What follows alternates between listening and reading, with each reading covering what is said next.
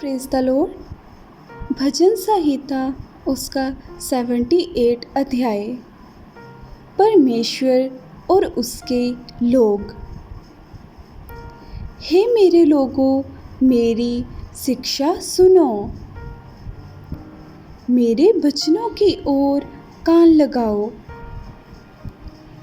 मैं अपना मुंह नीति वचन कहने के लिए खोलूँगा। मैं प्राचीन काल की गुप्त बातें कहूँगा, जिन बातों को हमने सुना और जान लिया और हमारे बाप दादों ने हमसे वर्णन किया है। उन्हें हम उनकी संतान से गुप्त ना रखेंगे, परंतु होनहार पीढ़ी के लोगों से यहोवा का गुणानुवाद और उसकी सामर्थ्य और आश्चर्य कर्मों का वर्णन करेंगे। उसने तो याकूब में एक चितौनी ठहराई और इज़राइल में एक व्यवस्था चलाई, जिसके विषय उसने हमारे पितरों को आज्ञा दी कि तुम इन्हें अपने अपने बाल बच्चों को बताना, कि आने वाली पीढ़ी के लोग अर्थात जो बच्चे उत्पन्न होने वाले हैं वे इन्हें जानें और अपने अपने बाल बच्चों से इनका वखान करने में उगत हों, जिससे वे परमेश्वर का भरोसा रखें और परमेश्वर के बड़े कामों को भूल ना जाएं, परंतु उसकी आज्ञाओं का पालन करते रहें और अपने पितरों के समान ना हों, क्योंकि इस पीढ़ी के लोग तो हठीले और झगड़ालू थे और उन्होंने अपना मन स्थिर ना किया था और ना उनकी आत्मा परमेश्वर की ओर सच्ची रही। ए प्रेमियों ने तो शस्त्रधारी और धनुर्धारी होने पर भी युद्ध के समय पीठ दिखा दी। उन्होंने परमेश्वर की वाचा पूरी नहीं की और उसकी व्यवस्था पर चलने से इनकार किया। उन्होंने उसके बड़े कामों को और जो आश्चर्य कर्म उसने उनके सामने किए थे उनको भुला दिया। उसने तो उनके बाप दादों के सम्मुख मिस्र देश के सोन के मैदान में अद्भुत कर्म किए थे। उसने समुद्र को 2 भाग करके उन्हें पार करा दिया और जल को ढेर के समान खड़ा कर दिया। उसने दिन को तो बादल के खंभे से और रात भर अग्नि के प्रकाश के द्वारा उनकी अगुवाई की। वे जंगल में चट्टानें फाड़कर उनको मानो गहरे जलाशयों से मनमाना पिलाता था। उसने चट्टान से भी धाराएं निकाली और नदियों का सा जल बहाया, तो भी वे उसके विरुद्ध अधिक पाप करते गए और निर्जल देश में परम प्रधान के विरुद्ध उठते रहे। अपनी चाह के अनुसार भोजन मांगकर मन ही मन परमेश्वर की परीक्षा की। वे परमेश्वर के विरुद्ध बोले और कहने लगे, क्या परमेश्वर जंगल में मेज लगा सकता है? उसने चट्टान पर मारकर जल बहा तो दिया और धाराएं उमड़ चली, परंतु क्या वे रोटी भी दे सकता है? क्या वे अपनी प्रजा के लिए मांस भी तैयार कर सकता? यहोवा सुनकर क्रोध से भर गया। तब याकूब के बीच आग लगी और इज़राइल के विरुद्ध क्रोध भड़का, इसलिए कि उन्होंने परमेश्वर पर विश्वास नहीं रखा था, ना उसकी उद्धार करने की शक्ति पर भरोसा किया। तो भी उसने आकाश को आज्ञा दी और स्वर्ग के द्वारों को खोला और उनके लिए खाने को मन्ना बरसाया और उन्हें स्वर्ग का अन्न दिया। मनुष्यों को स्वर्गदूतों की रोटी मिली। उसने उनको मनमाना भोजन दिया। उसने आकाश में पुरवाई को चलाया और अपनी शक्ति से दक्षिणी बहाई और उनके लिए मांस धूल के समान बहुत बरसाया और समुद्र के बालू के समान अनगिनत पक्षी भेजे और उनकी छावनी के बीच में उनके निवासों के चारों ओर गिराए। वे खाकर अति तृप्त हुए और उसने उनकी कामना पूरी की। उनकी कामना बनी ही रही। उनका भोजन उनके मुंह में था कि परमेश्वर का क्रोध उन पर भड़का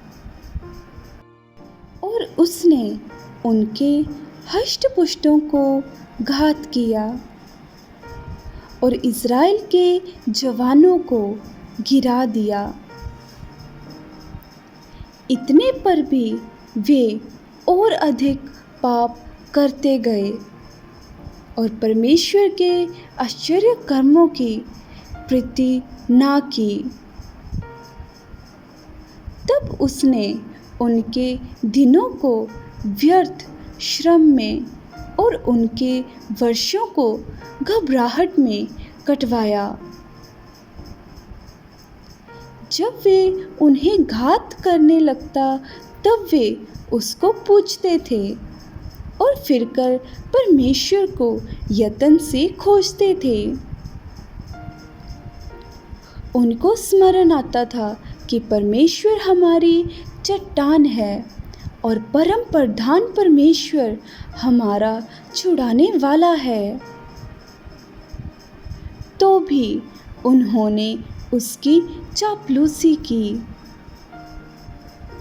वे उससे झूठ बोले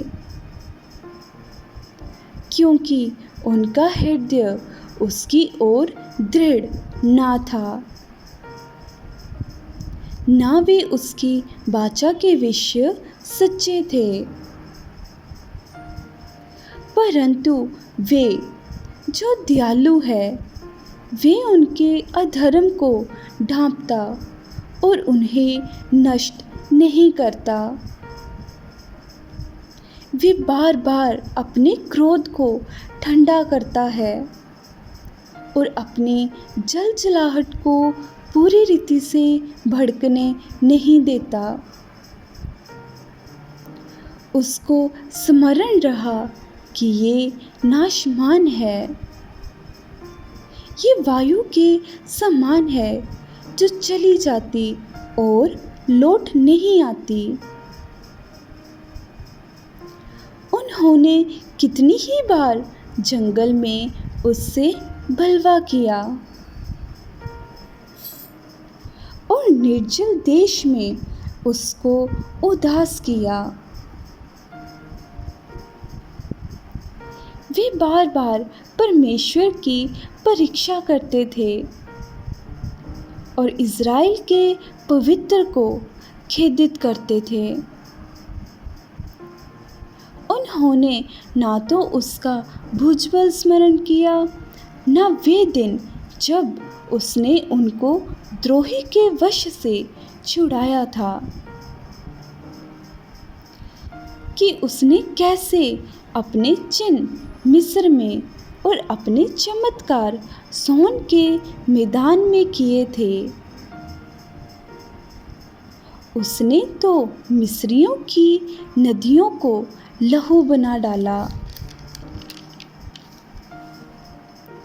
और वे अपनी नदियों का जल पी सकें। उसने उनके बीच में डांस भेजे जिन्होंने उन्हें काट खाया और मेंढक भी भेजे जिन्होंने उनका बिगाड़ किया। उसने उनकी भूमि की उपज कीड़ों को और उनकी खेती बाड़ी टिड्डियों को खिला दी थी। उसने उनकी दाखलताओं को ओलों से और उनके गुल्लर के पेड़ों को बड़े बड़े पत्थर बरसाकर नष्ट किया। उसने उनके पशुओं को ओलों से और उनके ढोरों को बिजलियों से मिटा दिया।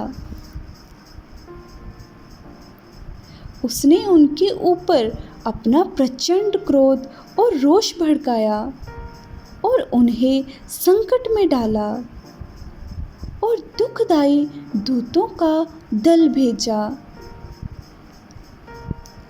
उसने अपने क्रोध का मार्ग खोला और उनके प्राणों को मृत्यु से ना बचाया, परंतु उनको मरी के वश में कर दिया। उसने मिस्र के सब पहिलौठों को मारा जो हाम के डेरों में पौरुष के पहले फल थे, परंतु अपनी प्रजा को भेड़ बकरियों के समान प्रस्थान करवाया और जंगल में उनकी अगुवाई पशुओं के झुंड की सी की। तब वे उसके चलाने से बेखटके चले और उनको कुछ भय ना हुआ, परंतु उनके शत्रु समुद्र में डूब गए। उसने उनको अपने पवित्र देश की सीमा तक इसी पहाड़ी देश में पहुंचाया जो उसने अपने दाहिने हाथ से प्राप्त किया था। उसने उनके सामने से अन्य जातियों को भगा दिया और उनकी भूमि को डोरी से माप माप कर बांट दिया और इज़राइल के गोत्रों को उनके डेरों में बसाया। तो भी उन्होंने परम प्रधान परमेश्वर की परीक्षा की और उससे बलवा किया और उसकी चितौनियों को ना माना और और मुड़कर अपने पुरखाओं के समान विश्वासघात किया। उन्होंने निकम्मे धनुष के समान धोखा दिया, क्योंकि उन्होंने ऊंचे स्थान बनाकर उसको रीस दिलाई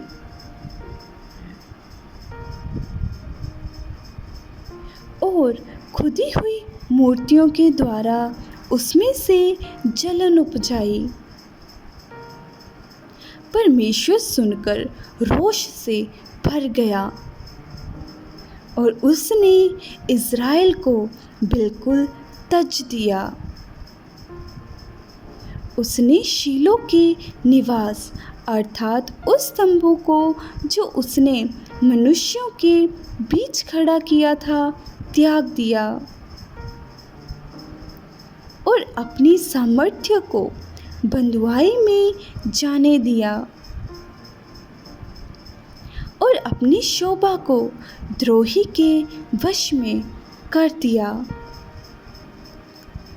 उसने अपनी प्रजा को तलवार से मरवा दिया और अपने निज भाग के विरुद्ध रोष से भर गया।